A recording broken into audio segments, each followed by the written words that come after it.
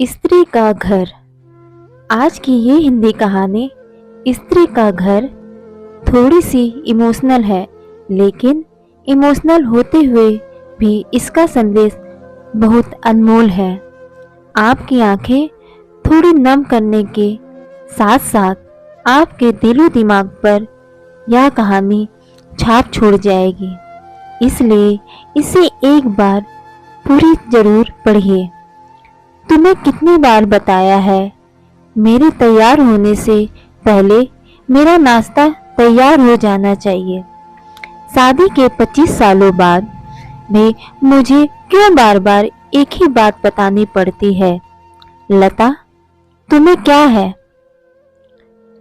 तुम तो आराम से घर पर रहोगी, मुझे काम पर जाना पड़ता है।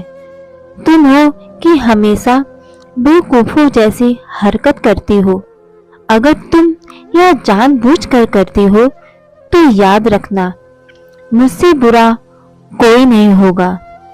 आज भी प्रशांत का पारा चढ़ा हुआ था। इन कटु शब्दों में अपना गुस्सा उतारते हुए गीला तौलिया कुर्सी पर फेंकते हुए प्रशांत गुस्से से लता की तरफ देखने लगा।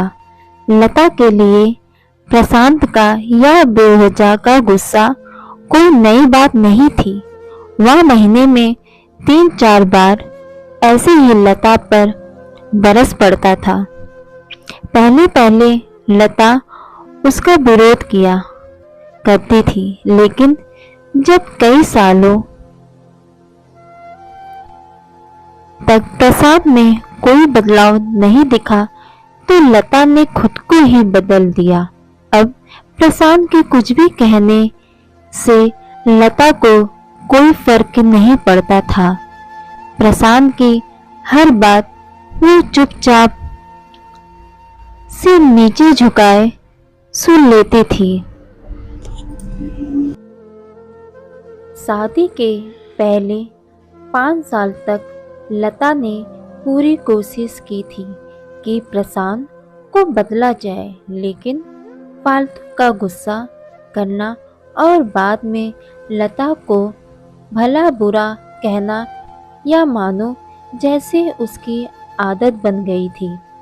कोई भी वाद विवाद होता तो प्रशांत सीधा लता को बोल देता, अगर मैं तुम्हें अच्छा नहीं लगता तो क्यों नहीं चली जाती अपने मायके? क्यों रहती हो मेरे साथ? इतना सब कुछ होने के बावजूद लता प्रशांत के साथ रहती थी, क्योंकि उसे अपनी बेटी की फिक्र थी। और वह जाती भी तो कहाँ, अपने बूढ़े हो चुके माँ बाप को इस उम्र में परेशान करना वह नहीं चाहती थी। समाज और लोग क्या कहेंगे, यह भी तो उसे देखना था।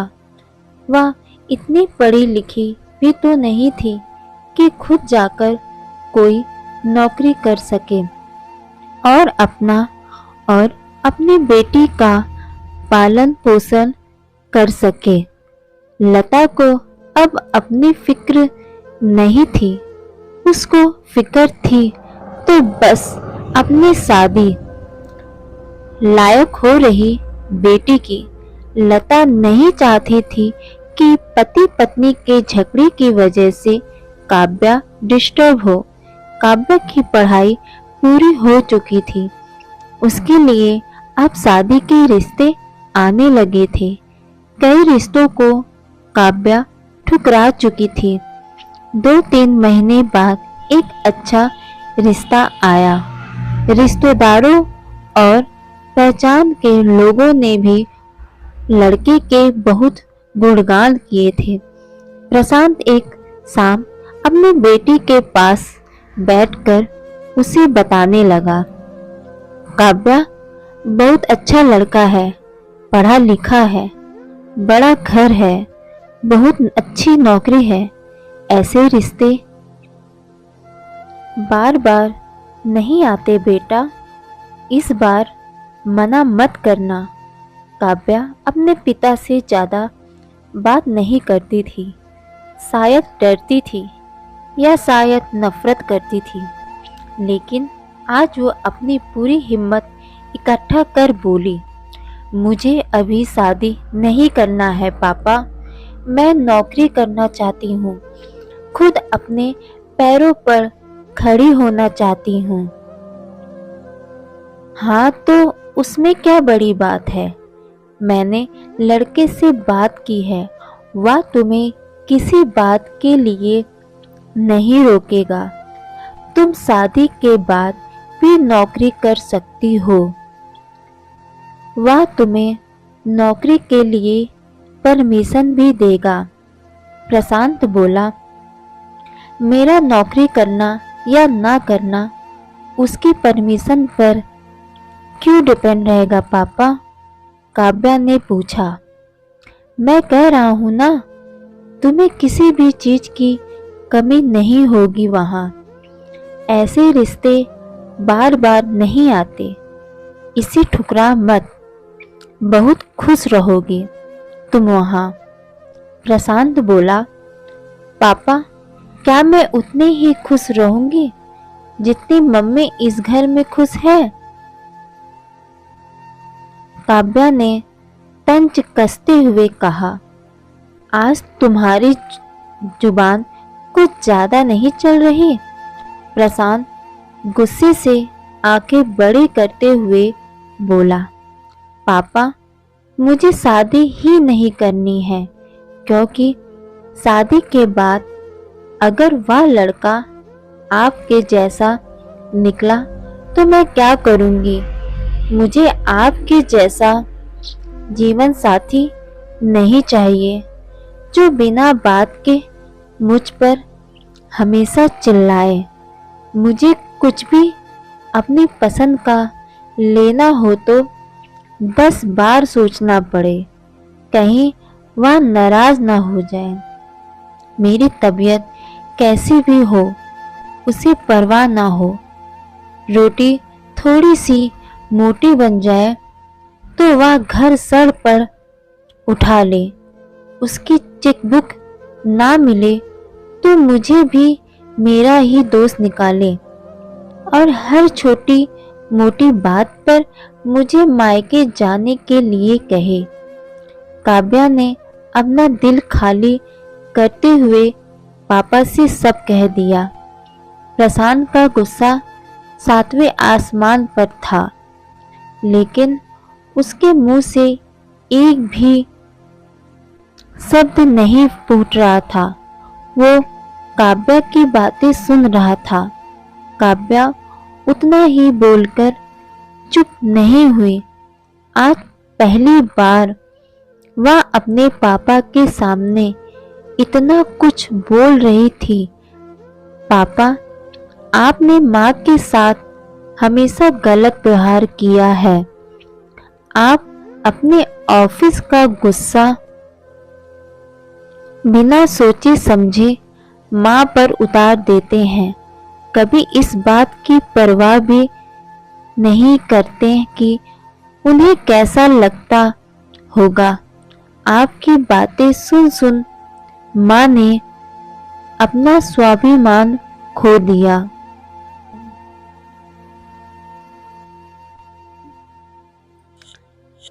प्रसाद आज पहली बार अपने किए बर्तावों को महसूस कर पा रहा था।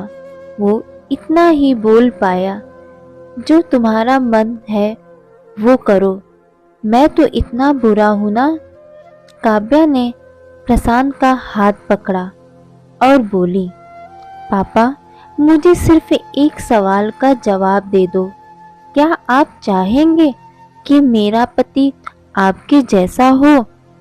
अगर आपका जवाब हाँ है तो कर दीजिए मेरा रिश्ता आज ही, और ना है तो मुझे आत्मनिर्भर बनने दीजिए। प्रशांत कुछ भी ना बोल पाया और वहां से चुपचाप बाहर चला गया। आज उसे लता के सामने जाने में शर्म आ रही थी। चलते चलते उसकी आंखें से आंसू बह रहे थे। प्रशांत ने आज से अपने आप को बदलने का निश्चय किया। अगले दिन लता ने अपने पति में काफी बदलाव देखा। वह सोचने लगी कि जो हिम्मत काव्या ने दिखाई है, वह हिम्मत अगर मैं पहले ही दिखा देती तो शायद आज परिस्थिति कुछ और होती। अब काव्या पढ़ लिखकर अच्छी नौकरी करने लगी थी और 3 साल बाद उसके लिए एक अच्छा रिश्ता आया और उसकी विदाई पर प्रशांत बोला, बेटा तू हमेशा खुश रहेगी क्योंकि तेरा पति तेरे बाप जैसा नहीं है। प्रशांत की यह बात सुनकर लता और काव्या की आंखों से आंसू बहने लगे। दोस्तों, हमारे समाज में औरतों को भले ही देवी का दर्जा दिया जाता है, लेकिन वह स्वतंत्रता नहीं दी जाती जो उन्हें देनी चाहिए। उन्हें बचपन से ही यह बताया जाता है कि वह पराया धन है। एक स्कूल से आने में देर हो जाए तो पिटाई मिलती है। मोबाइल पर बातें करते हुए दिख जाए या खिड़की से झांकते हुए दिख जाए तो शक किया जाता है। माँ बाप का घर तुम्हारा नहीं है, पति का घर ही तुम्हारा घर है। जीवन भर यह बातें बता बता कर उन्हें ससुराल भेज दिया जाता है और एक दिन किसी छोटे मोटे झगड़े में ससुराल वालों से उन्हें सुनना पड़ता है कि इस घर को छोड़ दो और मायके चली जाओ। अब आप ही बताओ दोस्तों, ऐसी स्त्रियां का सच्चा घर कौन सा, और वह किस घर को अपना कहे। हमेशा की तरह पूरी कहानी पढ़ने के लिए आपको धन्यवाद। दोस्तों, उम्मीद है यह कहानी आपके दिल को छू गई होगी।